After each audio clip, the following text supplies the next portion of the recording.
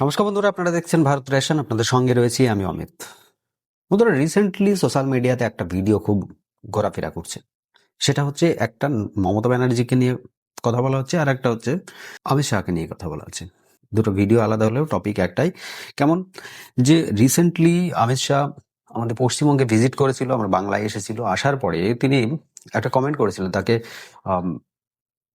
রিপোর্টাররা অনেকেই জিজ্ঞেস করেছিল যে সেন্ট্রাল কন্ট্রোল করে বিএসএফ কে, বর্ডার সিকিউরিটি ফোর্স, আমাদের বর্তমানে ভারত বাংলাদেশ বর্ডারে যে বিএসএফ রয়েছে তাদেরকে কন্ট্রোল করে সেন্ট্রাল। এবার সেন্ট্রাল যখন কন্ট্রোল করে, তাহলে বিএসএফ কে কিভাবে চোখে ধুলো দিয়ে বাংলাদেশ থেকে অনুপ্রবেশকারীরা ভারতে প্রবেশ করছে? দেখুন, এই জায়গায় অমিত শাহ কিছু কথা বলেছিলেন, সেটা আগে আপনারা শুনে নিন। तो जो सवाल आपने किया है उस पर प्रतिक्रिया ये मिलती है कि बीएसएफ तो केंद्र के अधीन है। आखिर ये अरे यार, तुम कहाँ भाभी जी को याद करते थे? मैंने पहले ही जवाब दे दिया। बीएसएफ जब तक फेंसिंग नहीं होती है तब तक बीएसएफ सुरक्षा नहीं कर सकती है। बीएसएफ को भूमि देनी पड़ेगी फेंसिंग के लिए भारत सरकार को। मेरे स्तर पर मैंने 7 पत्र लिखे ममता बनर्जी को। ये 6 साल के अंदर 3 बार गृह सचिव यहाँ कर मीटिंग कर गए चीफ सेक्रेटरी से। मैं पूछना चाहता हूं तृणमूल कांग्रेस की सरकार को, जमीन देने में क्या डर है कि आपकी कोई रिस्पॉन्सिबिलिटी नहीं है, या आप घुसपैठ होने देना चाहते हो? और फिर भी नदी नाले जंगल कहीं से कोई घुसपैठिया आ जाता है, कहां आता है? सबसे पहले गांव के थाने और पटवारी के बगैर कोई रह सकता है? इसे डॉक्यूमेंट कौन बना रहा है? बंगाल सरकार बना रही है। देश भर से जो घुसपैठिए पकड़े जा रहे हैं, इनके पास से बंगाल के डॉक्यूमेंट, फर्जी डॉक्यूमेंट पकड़े जाते हैं। उन्होंने घुसपैठियों को अपनी वोट बैंक मजबूत करने के लिए राज्य सरकार की नीति के रूप में स्वीकार कर लिया है। इसलिए मैं कहता हूं कि तृणमूल कांग्रेस घुसपैठ नहीं रोक सकती। बंगाल की डेमोग्राफी खतरनाक तरीके से बदल रही है और आने वाला समय बहुत चिंताजनक। শুনলে তো? দেখুন, অমিত শাহ যেটা বলেছে সেটা একদিক দিয়ে ঠিকই।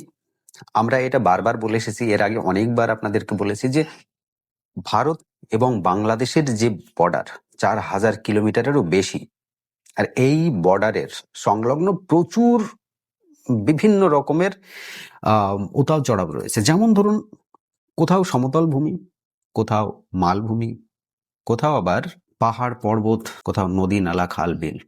তো এইরকম পরিস্থিতিতে দাঁড়িয়ে যদি কেউ ভাবে যে সমগ্র বর্ডারটাকে ফেন্সিং দিয়ে ঘিরে ফেলবো, তাহলে তো সম্ভব নয়। ইভেন এমন এমন সমতল ভূমি রয়েছে যেসব জায়গাতে এখনো পর্যন্ত ফেন্সিং হয়নি। এখন আপনারা বলতেই পারেন যে ফেন্সিং এর সঙ্গে এই বক্তব্যের কি সম্পর্ক? দেখুন, বক্তব্যের সম্পর্ক যেমন তেমন, বক্তব্যটা এটা নিয়েই মেন বক্তব্যটা।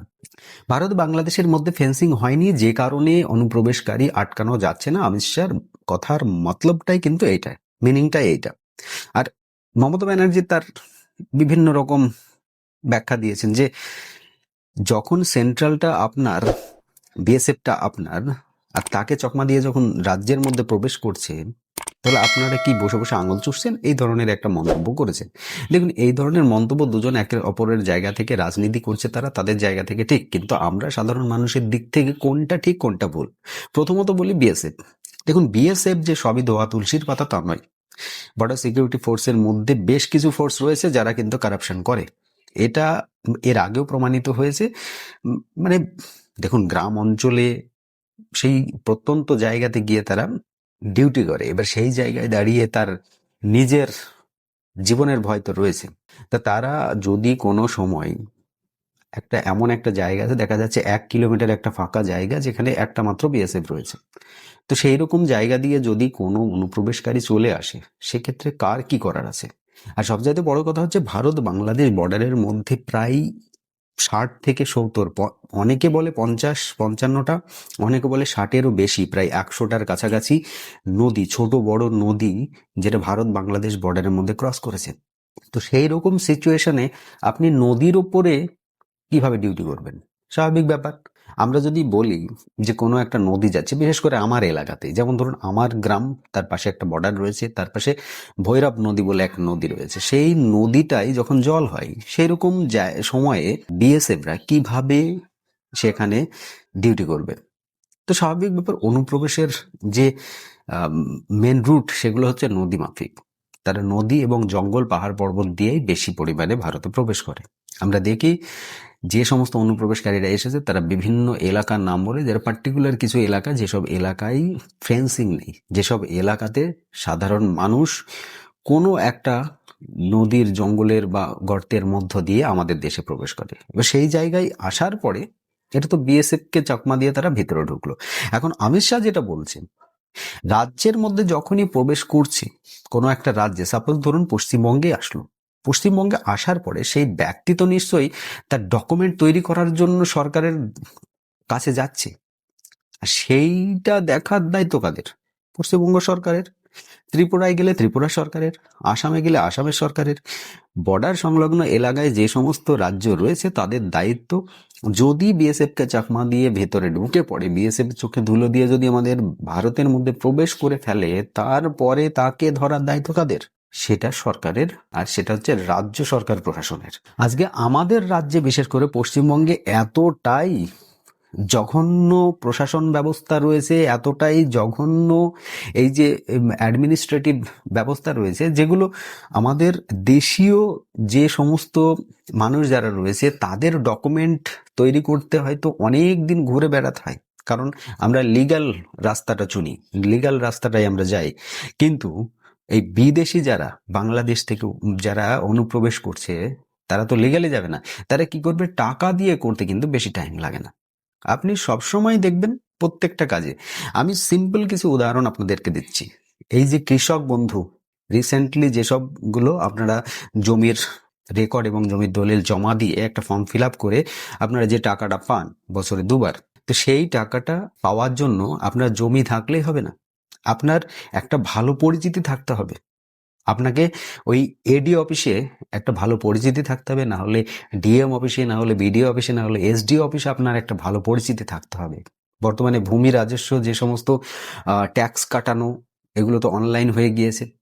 এখন আপনি যদি রেকর্ড করতে চান, সেটা অনলাইন হলেও কি হবে, আপনি রেকর্ড করতে গেলে যে পরিমাণ দালালি চলে সেখানে একবার ধারণা করতে পারবেন না। কেমন দালালি? আপনি একটা জমির রেকর্ড কাটাতে যাবেন, ধরুন আপনি কোনো জমি আপনার ছেলেকে দিয়েছেন, কি আপনার পরিবারের কাউকে দিয়েছেন, সেই জমিটার রেকর্ড কাটানোর জন্য আপনি অ্যাপ্লাই করলেন। আপনাকে হেয়ারিংয়ে তো প্রথমত ডাকাই হবে না, আপনাকে অফিসে দেখা করতে হবে। অফিসে দেখা করার পরেও যদি আপনাকে হেয়ারিংয়ে ডাকা হয়, আপনাকে কোনো না কোনো কারণবশত একটা রিজেক্ট করে দেওয়া হবে, যে আপনি এই ডকুমেন্ট আনেন, সেই ডকুমেন্ট আনেন, আরও একটা ডকুমেন্ট লাগবে, এইটা করে নিয়ে আসুন, এই দরখাস্ত দেবেন। কন্টিনিউয়াসলি আপনাকে 8-10 দিন ঘোরানোর পরে তখন হয়তো আপনার হেয়ারিং কমপ্লিট হবে। হেয়ারিং কমপ্লিট করার পরেও হয়তো কোনো কোনো সময় রিজেক্ট হয়ে যায়, কারণ আপনি লিগাল পথটা ধরেছেন। আপনি যদি ওইখানে ইললিগাল পথ ধরেন, কোনো একটা দালালের মারফত আপনি 1000, 1500 কি 2000 টাকা দিয়ে আপনি একটা জমি রেকর্ড করিয়ে নেন, তাহলে পরে আপনার ওটা 7 দিনের মধ্যে কমপ্লিট হয়ে যাবে। 3 দিনের মধ্যে হেয়ারিং হবে, 7 দিনের মধ্যে রেকর্ড আপনার হাতে চলে আসবে। তো এই যে প্রসেসটা, হোম মিনিস্টার অমিত শাহ তিনি যে কথাটা বলতে চাইছেন, বোঝাতে চাইছেন, তার মিনিংটাই হচ্ছে এটা। দেশের মধ্যে যখন আসছে, টাকা নিয়ে যে কাজগুলো হচ্ছে সেগুলো দেখার দায়িত্ব কোন সরকারের? নিশ্চয়ই কেন্দ্র সরকার সেগুলো দেখতে আসছে না। বিএসএফ কে তো চোখে ধুলো দিয়ে ঢুকেই পড়েছে, ঢোকার পরে যে এত কিছু করছে সেই সমস্ত কাজগুলো দেখার দায়িত্ব কাদের? সেইগুলোকে হ্যান্ডেল করবে নাকি রাজ্য সরকার চেষ্টা করছে যে এই অনুপ্রবেশকারীদেরকে আমি আমার ডকুমেন্ট করে দেবো আমার পরিচিতি দিয়ে, আর তারা আমাকে ভোট দেবে, আমাকে জিতিয়ে রাখবে, আমাকে বাঁচিয়ে রাখবে? তো এই জিনিসটাই নিয়ে আজকে কিন্তু শোরগোল চলছে। আমরা আমরা সিম্পলি বলি যে আমরা সাধারণ মানুষ, আমরা বর্ডার এলাকার মানুষ, আমাদের চোখে ধুলো দেওয়া খুবই কঠিন, কারণ আমরা জানি যে কিভাবে কি ঘটছে। একটা বাংলাদেশ থেকে অনুপ্রবেশ করে ভারতে আসা, আমি বলছি না যে বাংলাদেশ থেকে সিটিজেনশিপ নিয়ে ভারতে আসা লোক, বাংলাদেশ থেকে অনুপ্রবেশ করে ভারতে আসা লোক এমন একজন ব্যক্তি আমার নজরে, কয়েকজন রয়েছে, একজন বলা ভুল হবে, কয়েকজন ব্যক্তি আমার নজরে রয়েছে যারা এসে মোটামুটি আমাদের কাছে যে ডকুমেন্টগুলো রয়েছে তার চাইতে বেশি পরিমাণে ডকুমেন্ট তাদের কাছে রয়েছে। আপনি এমন কোন ডকুমেন্ট তার কাছ থেকে পাবেন না যেটা ভারতের সরকারের দেওয়া নাই। দেখুন, প্রথমত আসবে, সে সব আগে খুঁজবে তার আধার কার্ড কোথায় হবে। সে এসে কোনো একটা ভুয়ো স্কুল সার্টিফিকেট তুলবে কোনো এলাকায়। আজকাল স্কুল সার্টিফিকেট আমাদের পশ্চিমবঙ্গে না যেন সেই ওই মুড়ি মুড়কির মতো যে কোনো জায়গায় পড়ে থাকে, কাগজের পাতার মতো পড়ে থাকে। আপনি গেলে 200-100 টাকা দিলেই স্কুল সার্টিফিকেট পেয়ে যাবেন। তারা আপনার রেজিস্টারও দেখবে না আপনি কোন সালে এই স্কুলে ভর্তি হয়েছেন কি হননি। আপনাকে জাস্ট গিয়ে একটা বলতে হবে যে আমি এই সালে ভর্তি হয়েছিলাম, আমার একটা স্কুল সার্টিফিকেট লাগবে। তারা আপনাকে দিয়ে দেবে, কিছু না, শুধুমাত্র কয়েক টাকার বিনিময়ে আপনি স্কুল সার্টিফিকেট পেয়ে গেলেন। লোকালে কোনো আধারের যে সমস্ত এজেন্সি রয়েছে, সরকারিভাবে নয়, এজেন্সি যারা রয়েছে যারা টাকা নিয়ে কাজ করায়, তো তাদের কাছে গিয়ে আপনি 1000 টাকা দিলেন, সে আপনার ওই স্কুল সার্টিফিকেট ধরে আপনার আধার কার্ডটা বানিয়ে দিল। এখন আপনার কাছে দুটো ডকুমেন্ট হয়ে গেল, আধার কার্ড, স্কুল সার্টিফিকেট। এই স্কুলের সার্টিফিকেট আর আধার কার্ডটা নিয়ে আপনি কিন্তু প্যান কার্ড বানিয়ে ফেলতে পারেন। এবার প্যান কার্ড যখনই আপনার হয়ে যাচ্ছে, আপনি একটা ব্যাংক অ্যাকাউন্ট খুব সহজে বানিয়ে ফেলতে পারবেন। ব্যাংক অ্যাকাউন্ট হয়ে গেল, আপনি এবার ভোটের কার্ডের জন্য অ্যাপ্লাই করবেন। হয়তো কয়েক মাস ঘোরার পরে তারপর কোনো পার্টির সঙ্গে কথা বলে, আর পার্টিকে একটা বেশ বড় সড়ো টোপ দিয়ে যে আমি আপনাকে ভোট দেবো, আমার পরিবারে এতজন লোক আছে, আপনি যদি করে দেন আমি সারা জীবন আপনাকে ভোট দেবো, আপনার মিটিংয়ে দেবো। এই পার্টিও দেখলো এই তো সুযোগ, তাহলে একে কয়েকদিন মিটিংয়ে নিয়ে যায়। যেটা হয় আর কি, রিসেন্টলি আমি বলছিলাম যে বাংলাদেশ থেকে মতুয়ারা উঠে এসে আজকে ভারতে এসে, হিন্দুরা উঠে এসে ভারতে এসে সেই তৃণমূল বা অন্যান্য পার্টি যারা রয়েছে, যারা সত্তায় রয়েছে, যারা আর কি বর্তমানে ক্ষমতায় রয়েছে, তাদের সঙ্গে হাত মিলিয়ে কি করছে, অবৈধভাবে ডকুমেন্ট তৈরি করছে। তো দেখুন, পরিস্থিতিটা এইরকম ভাবেই চলছে। আজকে বলে নয়, এটা হয়ে আসছে বহুদিন ধরে। আজকে ডেটেও তার কিছু মানে পরিবর্তন হয়নি আমাদের ভারতে। তো এই যে রিসেন্টলি যে কথাগুলো উঠলো, যে ফেন্সিং হয়নি বলে অনুপ্রবেশ ঘটছে, দেখুন এগুলো তো হচ্ছেই। তারপরে রাজ্য সরকারের একটা বড় দায়িত্ব থেকে যাচ্ছে, অনুপ্রবেশ হওয়ার পরে সেই সমস্ত ব্যক্তি যাদেরকে আমরা ভুয়োভাবে ডকুমেন্ট করে দিচ্ছি তার একটা ভেরিফিকেশন করার। সবচাইতে বড় কথা, আমরা খারাপ। আমরা যদি জানিও যে এই ব্যক্তি কোথাও থেকে উঠে এসেছে, সে হয়তো ভুয়ো ডকুমেন্ট আছে তার কাছে, তবুও আমরা তাকে সরকারের বা প্রশাসনের হাতে তুলে দেব না। কারণ কি, আমরা জানি যে প্রশাসনের হাতে তুলে দিলে, আজকে থানায় তুলে দিলাম, 20-30 হাজার টাকা থানার হাতে ধরিয়ে দেবে, থানা ছেড়ে দেবে তাকে। এক্স্যাক্টলি সেরকম, থানা যদি অ্যাকশন নেয়ও, কোনো কোর্টে যাবে, কোর্টে গেলে কোনো একটা ভালো উকিল ধরবে, 2-1 লাখ টাকা খরচ করে, আবার সে জামিন নিয়ে বেরিয়ে চলে আসবে। এইরকম হচ্ছে ব্যাপার। তাই আমাদের পুরো যে প্রশাসনিক ব্যবস্থা, আমাদের যে মানে সমগ্র ভারতের যে আইন ব্যবস্থা, সেই আইন ব্যবস্থায় এখনো ঠিকঠাক হয়নি, যে কারণে এই পরিণতিটা হচ্ছে। ভারত সরকার যাই করুক না কেন, রাজ্য সরকার তাদের হিসাব মতোই কাজ করবে, এটা আমরা দেখে আসছি। আজকে বলে নয়, বিগত কয়েক বছর ধরে আমরা দেখছি। তো যেটা হচ্ছে, আমাদের ভারতের যে ধর্মীয় বৈচিত্র্য, ভৌগোলিক বৈচিত্র্য, সেগুলো কিন্তু সম্পূর্ণভাবে হারিয়ে যাচ্ছে।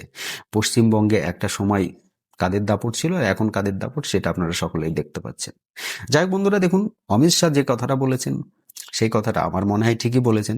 বিএসএফদের অত ক্ষমতা নেই যে প্রত্যেকটা জায়গা থেকে অনুপ্রবেশকারীদের ধরে তাদেরকে রিটার্ন পাঠিয়ে দেওয়া হয়, কিন্তু চাইলে রাজ্য সরকার করতে পারে।